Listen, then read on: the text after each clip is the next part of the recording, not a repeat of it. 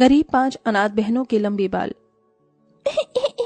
माँ कितनी लाट हो गई, खाना बनाओ ना, मुझे भूख लगी है। कब बनाओगी खाना?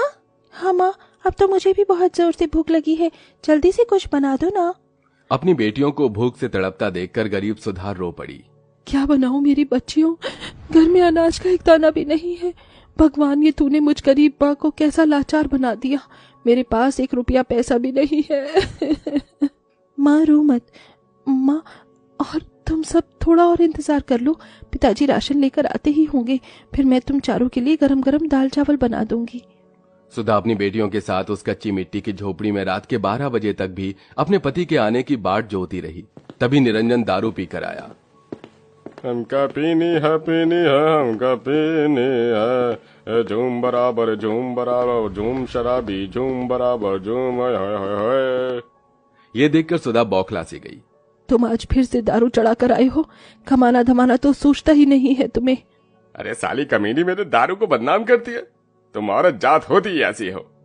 निरंजन बौखलाकर सुधा को बुरी तरह मारने लगा। 5 बहनें झगड़ा छुड़ाने बीच में आ गईं। छोड़ दो पिताजी, माँ को मत मारो। गुस्से में निरंजन अपनी 5 बेटियों के लंबे बालों को नोच नोच कर उन्हें भी मारने लगा। बाबा छोड़ो, बाबा हमारे बाल दुख रहे हैं। साली तुम बहने ही तो सारे फसाद की जड़ हो। मुझे बेटा चाहिए था, पर तुम्हारी इस मनहूस माँ ने तुझे पैदा कर दिया। देखो कैसे डाइन सी बाल है, मेरी सारी कमाई को तेल शैम्पू में उड़ाकर तुम्हारे बालों से महंगे का तेल चुपड़ती है। मर क्यों नहीं जाती? खबरदार, जो मेरी बेटियों को मरने को कहा तो चले जाओ तुम यहाँ से। मैं अकेले ही अपनी 5 बेटियों को पाल पोस लूंगी। उस दिन के बाद निरंजन कभी घर नहीं आया। आई तो उसकी लाश। पति के जाने के गम में सुधा दुखी दुखी रहने लगी। कभी किसी के घर झूठे बर्तन मांजकर तो कभी सड़कों में भुट्टे बेचकर वो अपना पेट काट कर अपनी बेटियों को खिलाती, उनके बाल गूंथती, तेल मलती, लेकिन धीरे धीरे उसका शरीर पीला पड़ने लगा। गीता दीदी, काजल दीदी, देखो ना, माँ सांस नहीं ले पा रही है।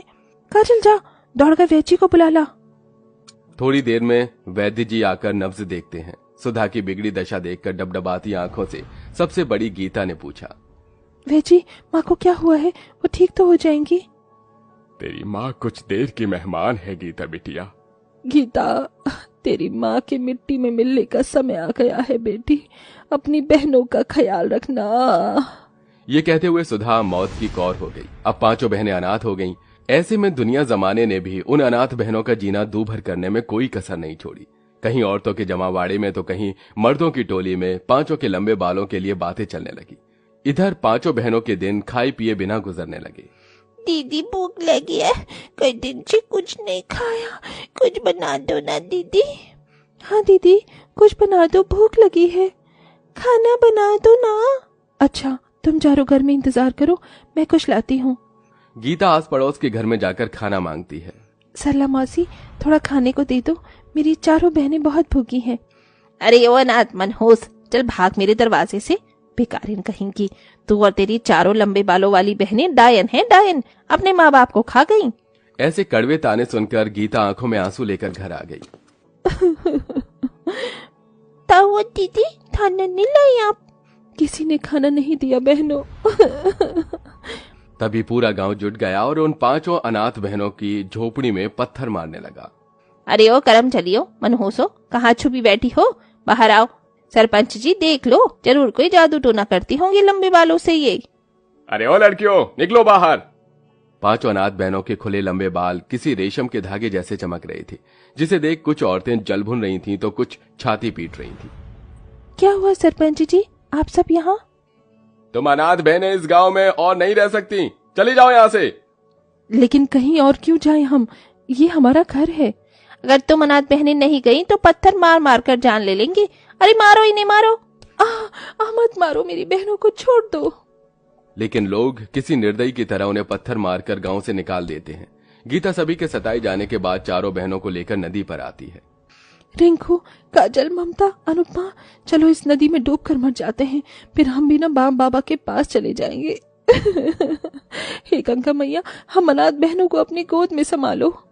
जैसे 5 नदी में डुबकी लगाते हैं, तभी सफेद लिबास पहने देवी गंगा नदी में से बाहर आई। तभी 5 ने खुद को किनारे पर खड़ा पाया। गीता, तुम इतने में ही हिम्मत हार गई। मरना कायरता होती है। लेकिन माँ गंगा, हम अनाथों का कोई सहारा नहीं है, न ही पैसे है न घर ठिकाना, कहाँ जाएंगी कहाँ खाएंगी।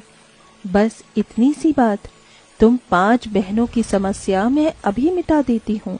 देवी गंगा अपना दाहिना हाथ बढ़ाती हैं, तभी एक रोशनी निकलकर पांचों के घुटनों तक लहराते बालों में जैसे समा गई। वो सुनहरे चमकीले बालों में समा गई। अब से तुम बहनों के लंबे बाल जादुई सुनहरे बाल हैं। कल तक लोग तुम्हारे बालों को मनहूस मानते थे, आज इन्हीं बालों से तुम उनकी मदद करोगी। जादुई शक्तियां देकर गंगा देवी गायब हो गईं और रिंकू ने भूख से ललचाते हुए बोला, दीदी क्या सच्ची मुच्ची में हमारे बाल जादू हो गए हैं?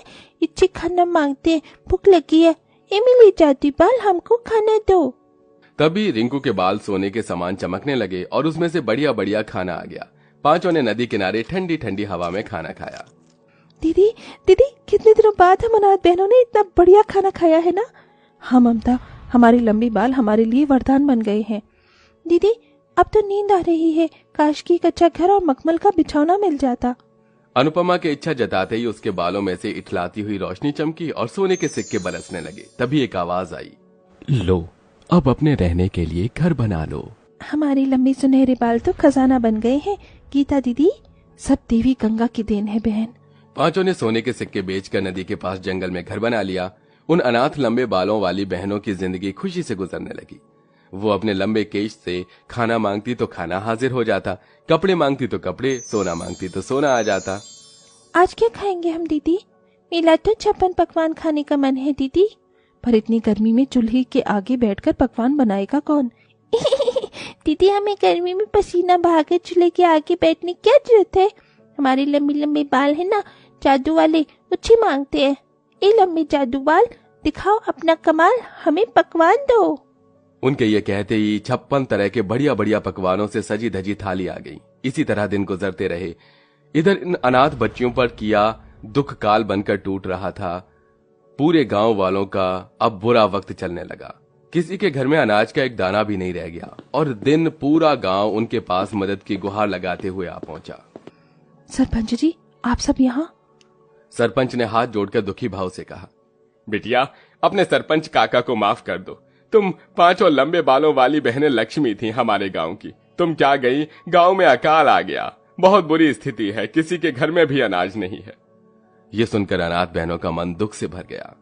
हे भगवान दीदी, हमें दुख में इनकी मदद करनी चाहिए। हमारे बाल तो जादुई हैं। 5 बहनों ने अपने लंबे बालों को छूते हुए आंख बंद करके कहा, ये हमारे जादुई बाल, दिखा दो अपना कमाल, तो इतना धन की सब हो जाए निहाल। तभी सुनहरी चमक के साथ 5 बहनों के लंबे केश में से अलग अलग चीजें निकलने लगीं, जैसे अनुपमा के बालों में से चांदी के सिक्के, रिंकी के बालों में से सोने के सिक्के, काजल के बालों से नोट बरसने लगे और बाकी 2 बहनों के बाल ने रचकर कपड़ा और खाना दिया। ये लो काका, ये सब कुछ आप लोगों के लिए। ऐसे दुख में आप सबकी मदद करना हम अनाथ बहनों का फर्ज है। बहुत बहुत धन्यवाद बिटिया, भगवान तुम्हें खुशहाल रखे। लौट चलो अपने गांव और हमें माफ कर दो। गांव वालों के लाख मनाने के बाद 5 बहनें आदर के साथ गांव में लौट आती हैं। अब सब ठीक था। 5 लंबे बालों वाली गरीब बहनें कल तक जो औरों से उम्मीद लगाती थीं, आज अपने उसी लंबे बालों से गरीब लाचार लोगों की मदद करती हैं।